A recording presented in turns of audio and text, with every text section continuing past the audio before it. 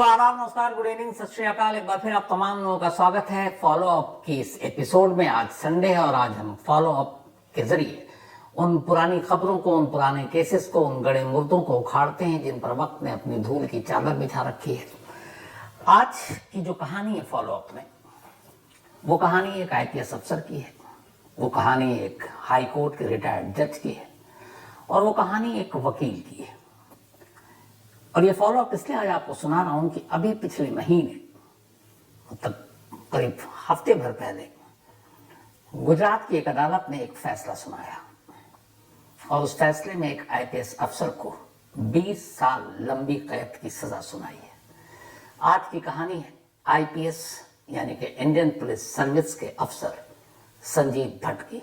नाम सुना होगा क्योंकि कई बार, बहुत बार विवादों से इनका बड़ा पुराना नाता रहा है। ये वही संजीव भट्ट है जिन्होंने 2011 में सुप्रीम कोर्ट में एक एफिडेविट, एक हल्फनामा दिया और ये कहा था कि 2002 में जो गुजरात में गोधरा दंगा हुआ था उसके पीछे जो अभी के हमारे प्राइम मिनिस्टर हैं नरेंद्र मोदी का हाथ है। और उसको लेकर फिर बहुत सारी चीजें हुई। 2015 में इनको आईपीएस की नौकरी से इस्तीफा देना पड़ा और इस वक्त ये आईपीएस संजीव भट्ट जेल की सलाखों के पीछे, एक नहीं दो बड़े मामलों में। लेकिन आज की कहानी, आज के पहले केस से, बात 1996 की है और बात है गुजरात की एक जगह है पालनपुर की। पालनपुर में एक होटल था। उस होटल में अक्टूबर का महीना 1996, पालनपुर के तब सुपरिंटेंडेंट ऑफ पुलिस यानी एसपी थे संजीव भट्ट। उनको खबर मिली कि होटल के एक खास कमरे में एक शख्स ठहरा है और उसके बाद करीब उसके पास 1.5 किलो अफीम है। पुलिस की टीम, वहां के डिप्टी एसपी, ये सब मौके पर पहुंच जाते हैं और वहां जाने के बाद एक शख्स को गिरफ्तार करते हैं और गिरफ्तार करने के बाद उसके पास से 1.5 किलो अफीम बरामद करते हैं। अब जिस शख्स को गिरफ्तार किया गया था उसका नाम था राज पुरोहित और राज पुरोहित पेशे से एक वकील। जब गिरफ्तार किया गया, 1.5 किलो की बरामदगी दिखाई गई। इसके बाद जो टीम ने गिरफ्तार किया उसमें जो डिप्टी एसपी, इन लोगों को इनाम भी मिला उस वक्त। लेकिन कहानी में ट्विस्ट तब आई जब राज पुरोहित ने एक मजिस्ट्रेट के सामने अपना बयान दिया और इस बयान ने हंगामा खड़ा कर दिया। उसने कहा कि मैं उस दिन जिस तारीख को ये होटल में रेड मारा, इन्होंने छापा मारकर अफीम बरामद किया, मैं वहां था ही नहीं, मैं तो कहीं और था। और ये पूरी साजिश सिर्फ इसलिए है कि इसी पालनपुर में एक दुकान है और उस दुकान पर गुजरात हाई कोर्ट के एक रिटायर्ड जज की नजर है। वो दुकान किसी भी कीमत पर हासिल करना चाहते हैं, मैं उनको देना नहीं चाहता हूं और इसीलिए वो मुझे इस साजिश में फंसाना चाहते हैं। तो पुलिस ने 1996 में होटल में अफीम के साथ मेरी गिरफ्तारी दिखाई और मुझे पकड़ लिया। पकड़ने के बाद पुलिस ने बहुत टॉर्चर किया और फिर उसने कहा, देख, तो अगर ये दुकान छोड़ देता है, जज साहब को दे देता है, तो फिर हम तुझे इस केस से निकाल लेंगे, वरना एनडीपीएस एक्ट में लंबा तू जेल जाएगा। तो बाकायदा राज पुरोहित ने मजिस्ट्रेट के सामने ये पूरा बयान दर्ज करवा दिया। अब एक जज का नाम आया, एक आईपीएस का नाम आया और उसने कहा कि ये जज ने संजीव भट्ट के जरिए ये सारी प्लानिंग की है, साजिश रची। अब सोचिए एक आईपीएस अफसर और एक शख्स को, हालांकि पुलिसिंग में ऐसे बहुत सारे केसेस होते हैं, किसी को फंसाना बड़ा आसान है, हथियार रखवा दो, बॉम्ब रखवा दो, नशीली चीजें रखवा दो, उठा लो। तो खैर ये मामला हुआ। अब मामला कोर्ट में गया, लेकिन उस वक्त किसी की हिम्मत नहीं, कुछ हुआ नहीं, सब कुछ चलता रहा धीरे धीरे वक्त बीतता रहा। बाद में इस मामले में चार्जशीट दाखिल हुई। जब चार्जशीट दाखिल हुई तो जो जज साहब थे, जो असल में इस पूरी साजिश के पीछे, क्योंकि उन्हीं की दुकान खाली कराने के लिए सब कुछ हुआ, चार्जशीट से उनका नाम गायब। अब वो जज साहब कहीं सीन में नहीं। अब सीन में नहीं है तो नाम भी नहीं ले सकता, मामला जज कोर्ट का है भाई। तो अब चार्जशीट में संजीव भट्ट मेन साजिशकर्ता के तौर पर और एक डीएसपी और बाकी एक और 3 पुलिस वाले। फिर धीरे से धीरे वक्त बदला और बांसकाठा जो पालनपुर की अदालत है, वहां पर यह मुकदमा चला। इत्तेफाक से कुछ वक्त के बाद जो डीएसपी साहब थे जिन्होंने इस पूरे मामले में अफीम पकड़वा कर इनाम भी लिया था, उन्होंने एक अर्जी दी और कहा कि भाई मैं सरकारी गवाह बनने को तैयार हूँ, अप्रूवल, मुझे माफ़ी की गारंटी दे दीजिए, मैं गवाही दे दूंगा। अब वो डीएसपी जो है वो गवाह बन गए और इसके बाद मुकदमा शुरू हुआ, केस चलता रहा। ये जो डीएसपी थे इनका नाम है इंद्रवदन व्यास, ये अक्यूज थे, गिरफ्तार हुए, लेकिन अब इनको बना दिया गया गवाह और इस वादे के साथ कि तुम्हें माफी मिलेगी। उसका लंबा मुकदमा चलता रहा और आखिरकार अभी 28 अप्रैल को जो बांसकाठा के पालनपुर की अदालत है उसने अपना फैसला सुनाया। फैसला ये कि संजीव भट्ट को 20 साल कैद की सजा दे दी गई। 20 साल कैद। अब इत्तेफाक से जब ये फैसला सुनाया गया तो संजीव भट्ट कोर्ट में थे, लेकिन कोर्ट में वो अपने घर से नहीं जेल से आए थे, क्योंकि ऑलरेडी वो पिछले 6 साल से जेल में बंद है 2018 से। अब 2018 से वो जेल में बंद है और अब 28 अप्रैल 2024 को एक कोर्ट ने उन्हें ये सारी चीजें एक प्लान करके एक वकील को फंसाने और ड्रग्स दिखाने के इल्जाम में एनडीपीएस के धारा के तहत 20 साल सजा सुना दी।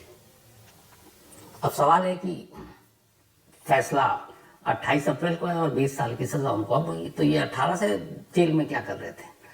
तो आगे बढ़ो, उससे पहले वो पुरानी एक कहानी भी इनकी सुन लीजिए।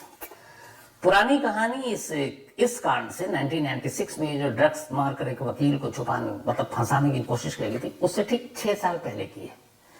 1996 में संजीव भट्ट पालनपुर में सुपरिंटेंडेंट ऑफ पुलिस थे और उससे पहले 1990 में ये गुजरात में एएसपी थे, मतलब असिस्टेंट सुपरिंटेंडेंट ऑफ पुलिस। ये 1990 में हुआ करते थे गुजरात में और ये कहानी उस वक्त की है। तो ये 1990 की बात है और उस वक्त जामनगर में गुजरात के संजीव भट्ट एएसपी थे, असिस्टेंट सुपरिंटेंडेंट ऑफ पुलिस।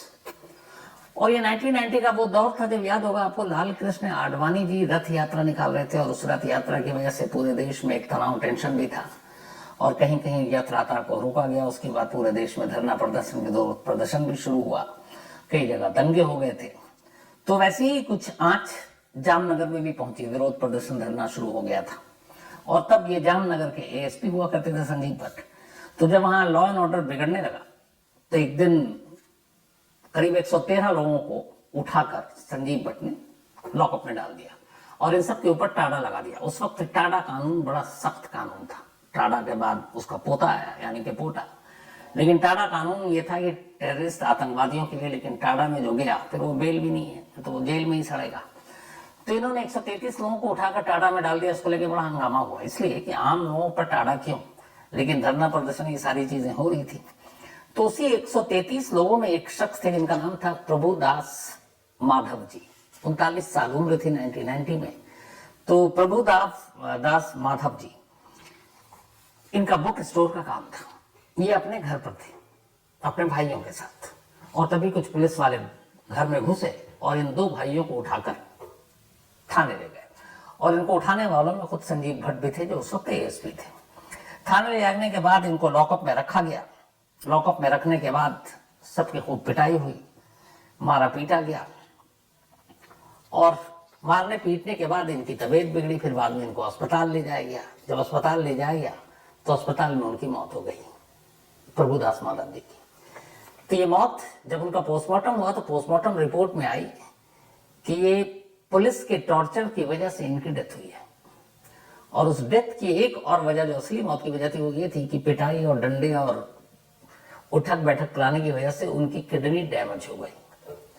तो बाकायदा पोस्टमार्टम रिपोर्ट में मौत की वजह पुलिस टॉर्चर लिख दी गई और किडनी की वजह से जान गई। तो इस पोस्टमार्टम रिपोर्ट के उस वक्त के जो डीएम थे, ये परिवार उन तक पहुंचा और उसने कहा कि भाई ये है मौत की वजह, साफ साफ लिखी हुई। इसका मतलब है कि ये हिरासत, पुलिस हिरासत में मौत है और कस्टडियल डेथ है, तो इसमें पुलिस वालों के खिलाफ एक्शन लेना चाहिए। और उस वक्त इंचार्ज थे संजीव भट्ट। तो अब ये मामला वहां गया, तो जब डिस्ट्रिक्ट मजिस्ट्रेट ने कह दिया ठीक है, इसी शिकायत को जो इनके परिवार, इनके भाइयों ने दिया, इस पोस्टमार्टम रिपोर्ट के आधार पर उन्होंने कहा कि इसी को चार्जशीट बना दो। उसके लिए चार्जशीट अदालत में मंजूर हो गई। अब 1990 का मामला था, अदालत में पहुंच गया, लेकिन एक आईपीएस अफसर आगे फाइल तब सरके ही नहीं।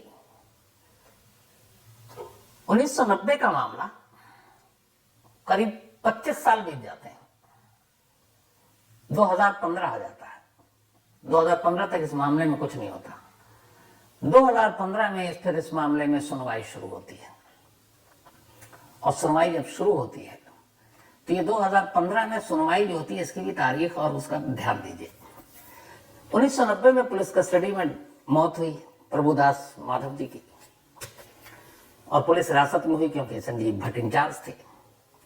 उसके बाद 2015 तक इस पे मतलब 13-14 तक तो कोई एक्शन ही नहीं लिया गया। होता ही है कि फिर 2011 में संजीव भट्ट पहुंचते हैं सुप्रीम कोर्ट, गोधरा दंगा के बारे में आए, वहां पे एफिडेविट देते हैं। 2015 में इनको फिर 13 में सस्पेंड कर दिया जाता है, ये कहते हुए कि आपने ड्यूटी में लापरवाही बरती, और दूसरा छुट्टी पे होते हुए अपने सरकारी, अपने निजी जो गाड़ी है ऑफिशियल व्हीकल, उसका अपने घरेलू इस्तेमाल के लिए इस्तेमाल किया। तो 13 में सस्पेंड, फिर 15 में इनको कहा जाता है कि आप इस्तीफा ही दे दो, तो 15 में इस्तीफा दे देते हैं। और उसके बाद 15 में ही अचानक वो 25 साल पुराना फाइल खुलता है कस्टोडियल डेथ का, और उसके बाद अदालत सजा सुनाती है जामनगर की, और उसमें संजीव भट्ट को उम्र कैद की सजा दी जाती है, उम्र कैद की। अब 15 के उस फैसले के बाद ये आते आते हो गया करीब 18 में उम्र कैद की सजा, संजीव भट्ट जेल के अंदर। उधर अब 1996 का, मतलब ये जो ड्रग्स वाला मामला था, करीब 28 साल पुराना, 25 साल बाद वो आया। अब 28 साल पुराने इस ड्रग मामले की भी सुनवाई शुरू हो गई, और उसके बाद अभी पिछले हफ्ते अब इसमें सजा सुनाई गई 20 साल। और जज ने बाकायदा अपने फैसले में लिखा है कि चूंकि उनको ऑलरेडी एक उम्र कैद की सजा मिली हुई है, तो ये सजा उससे अलग होगी। ये नहीं है कि दोनों सजाएं एक साथ चलेंगी, मतलब वो उम्र कैद पूरी काट लेंगे, उसके बाद फिर ये 20 साल की सजा शुरुआत होगी। अब कैसे उम्र पूरी की पूरी काटेंगे तो फिर बचेगी क्या, मालूम नहीं। लेकिन खैर, इस फैसले को अब संजीव भट्ट ने हाई कोर्ट में चुनौती दी है, जो ड्रग्स वाला मामला है, और साथ ही उन्होंने जो उम्र कैद के फैसले वाली है उसको भी ऊपरी अदालत में चुनौती दे रखी है। अभी तक कोई फैसला आया नहीं, इसका भी अभी कब आएगा पता नहीं। लेकिन ये वो संजीव भट्ट हैं जब ये एक बार अहमदाबाद में थे, और ये जेलर भी रहे, साबरमती जेल में जेलर थे, और जब ये जेलर थे और जब इनका ट्रांसफर हुआ तो वहां पे कैदियों ने भूख हड़ताल कर दिया था, धरना प्रदर्शन कर दिया कि नहीं, संजीव भट्ट को वापस लाओ, और उसी जेल में फिर इनको रहना भी पड़ा कैदी बनकर। तो संजीव भट्ट, इनके फादर जो है वो एक टेक्सटाइल मिल में मैनेजर थे, पढ़ने लिखने में बचपन से अच्छे। 1985 में आईआईटी बॉम्बे से इन्होंने पढ़ाई अपनी पूरी की, फिर यूपीएससी का एग्जाम दिया, और पहले अटेम्प्ट में ये सीधे आईपीएस बन गए, और आईपीएस बनने के बाद फिर इनकी पोस्टिंग हुई। लेकिन पोस्टिंग के साथ साथ ही हमेशा अपनी नौकरी को लेकर विवाद में भी रहे। अब ये तो होगी संजीव भट्ट की पूरी कहानी। 2 केस, एक कस्टोडियल डेथ, उम्र कैद, एक 1.5 किलो अफीम की सजा, साजिश, उसमें 20 साल। लेकिन अब अगर उस वकील ने जिसने बाकायदा मजिस्ट्रेट के सामने अपना बयान दिया, राज पुरोहित, कि ये पूरी साजिश मुझे फंसाने की इसलिए थी क्योंकि इसके पीछे एक दुकान था मामला, जिसको वो कब्जाना चाहते थे एक हाई कोर्ट के जज, रिटायर्ड, और उन्होंने कहा संजीव भट्ट से कि मेरा ये काम करा दो। मुझसे वैसे बातचीत हुई, मैंने माना ही नहीं, मैंने कहा मैं दूंगा ही नहीं। तो फिर उन्हें लगा इस रास्ते से नहीं तो टेढ़े रास्ते से काम करना चाहिए, तो इसीलिए मुझे ड्रग के मामले में फंसाकर फिर मुझसे समझौता करने की कोशिश की कि इस केस से निकालूंगा, तुम जो है वो दुकान दे दो, और मुझसे वो दुकान ले भी लिया। इस केस की सबसे खास बात है वो दुकान गया भी राजपुरोहित के हाथ से। और उसके बाद अब ये फैसला आया। लेकिन सवाल ये उठता है कि हर क्राइम में, हर जुर्म में ये होता है कि एक मोटिव, एक मकसद। अब यहां पर संजीव भट्ट ने एक वकील को फंसाया, उसके पास से अफीम बरामद दिखाई, सब कुछ किया, केस हो गया। लेकिन जैसे हर मर्डर में एक मोटिव होता कि क्यों मारा, क्या इस केस में मोटिव मायने नहीं रखता? और मोटिव क्या है? संजीव भट्ट की डायरेक्ट इस वकील से कोई दुश्मनी कभी सामने नहीं आई, ना कोई रिश्ता सामने आया, पर इसके साथ क्यों किया? क्योंकि एक हाई कोर्ट के एक्स जज, उनका काम करना था। तो यहाँ पे मोटिव में वो जज साहब भी आते हैं कि नहीं आते हैं? अगर आते हैं तो फिर चार्जशीट से उन जज साहब को बाहर कैसे किया गया, ये अपने आप में एक सवाल है। कोई भी कानून का जानकार इस पर बता सकता है। हमारे क्राइम तक फैमिली में बहुत सारे वकील हैं, मैं चाहूंगा आप भी इस पर कुछ रोशनी डालें। तो ये थी कहानी, एक आईपीएस, एक हाई कोर्ट के एक्स जज और एक वकील जिसमें बलि का बकरा बना, और संजीव भट्ट एक आईपीएस नामी गिरामी, 6 साल से जेल में, 20 साल की और उनको अब सजा मिल गई है। तो आज फॉलो अप में इतना ही। अब आपसे मुलाकात होगी अगले संडे को फॉलो अप में किसी पुरानी कहानी के साथ, उसके नए अपडेट के साथ। तो तब तक अपना और अपनों का ख्याल रखिएगा। Thank you very much. तो दोस्तों, आपको कहानी कैसी लगी कमेंट सेक्शन में ज़रूर बताएं। अगर आपको इस कहानी से शिकायत है तो हमारी मेल आईडी पर मेल करें, हम इस कहानी को चैनल से डिलीट कर देंगे। और अगर आपको कहानी अच्छी लगी हो तो लाइक एंड सब्सक्राइब करना ना भूलें। इससे आपका तो कुछ नहीं जाएगा, पर हमारा मोटिवेशन ज़रूर बढ़ेगा। धन्यवाद।